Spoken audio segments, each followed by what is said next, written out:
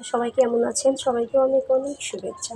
আজকে আমি ঝালের মোরব্বা বানাচ্ছি। তো মোরব্বা কিন্তু একই রকমেরই বানাইছি, শুধু এটাতে ঝাল দিছি। আর এই আমগুলো একটু ছোটো ছোটো পিস করে নিছি, আপনাদের দেখাই। দেখেন রসে টসটসা হয়ে গেছে, দেখতে পাচ্ছেন, দেখে বোঝা যাচ্ছে তাই না বলেন? দেখেন রসে টসটসা না? তো মোরব্বা একই রকমেরই হবে, শুধু এটাতে আমি যে শুকনো মরিচগুলো দেখেন চিড়ে দিছি, আর হচ্ছে বিচিগুলো ফেলে দিছি, বিচিগুলো দিইনি। তো এটা একটু ঝাল ঝাল লাগবে। তো এই মোরব্বাটা খেতে কিন্তু অনেক মজা লাগে, কারণ মিষ্টি আর ঝাল। তো আমের মোরব্বা দেখাইছি, আজকে দেখালাম ঝালের মোরব্বা। তো আমার ভিডিও কেমন লাগে প্লিজ সবাই কমেন্ট করে বলবেন, লাইক দিতে বলবেন না, আর ভালো লাগলে শেয়ার করে দিবেন, সবাই যেন দেখতে পারে। তো এই যে দেখেন আমার মোরব্বাটা কত সুন্দর হয়েছে না?